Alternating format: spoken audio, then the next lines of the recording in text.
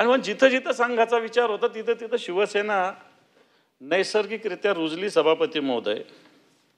आणि मी शिवसेनेचं काम शिवसेना प्रमुख मान्य, कारण संभाजीनगर कसं आहे मला वाटतं सगळ्यांना माहिती आहे. एक कडवट त्या काळात एखाद्या हिंदूंना जगणं सुद्धा मुश्किल होतं त्या काळात.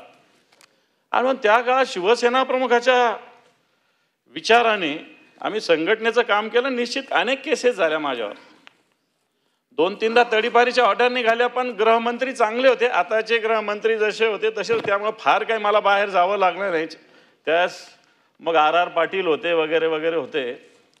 परंतु त्यावेळेस असा काही विचार नव्हता करत की हा दुसऱ्या पक्षाचा आहे, शिवसेनेचा, आणि याला तडीपार केलं पाहिजे असं काही. त्यावेळेस RR पाटील होते. मला आठवतं की आमच्या तडीपारी त्यांनी सहज थांबवल्या होत्या. एकदा जळगावच्या शिबिरात मी होतो आणि गिरीश महाजन मी एका सतरंजीवर झोपलेलो आहे. तो युवा मोर्चाचं आम्ही काम करत होतो बरं का देवेंद्रजी.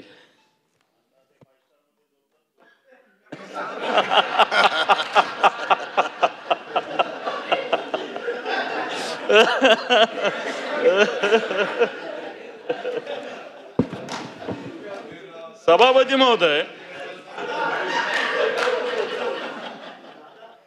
पण हे सगळं होत असताना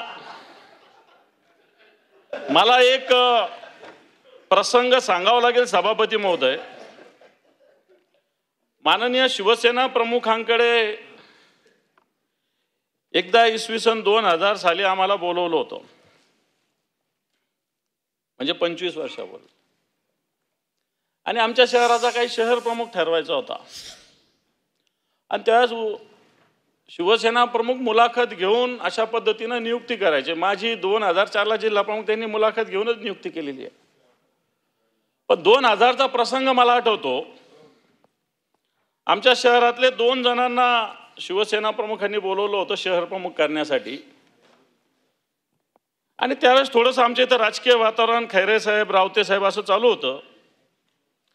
आणि आम्ही दोघं गेल्या गेल्या शिवसेना प्रमुखांनी आम्हाला विचारलं, का रे तुम्ही खैरेंचे का रावतेंचे? आम्ही घाबरलो. असा प्रश्न विचारला. साहेब आम्ही म्हटलं आम्ही ना खैरे साहेबांचे ना रावते साहेबांचे, आम्ही तुमचे आहोत. मला असं वाटतं बाळासाहेबांनी जे उत्तर त्यावेळेस दिलेलं ते आजही माझ्या हृदयावर, माझ्या मनावर कोरलेलं आहे. शिवसेना प्रमुख मान्य बाळासाहेब ठाकरे असं म्हटले, माझे कशासाठी राहता? उद्या मी शिवसेना सोडली तर? मी शिवसेना सोडली तरी शिवसेना तुम्ही सोडू नका, तुम्ही शिवसेनेचे राहा, बाळासाहेब ठाकरेंचे सुद्धा राहू नका, हे बाळासाहेब आम्हाला बोलले होते. आणि मला असं वाटतं अशा पद्धतीनं निष्ठा ही बाळासाहेबांनी रुजवलेली आहे आणि या निष्ठेनं आम्ही काम करतोय. सभापती महोदय, निश्चित बऱ्याच जणांना वाटत असेल की आता सेंड ऑफ आहे, टर्म संपली म्हणून नाराजी वगैरे काही असायचं काही कारणच नाही आहे.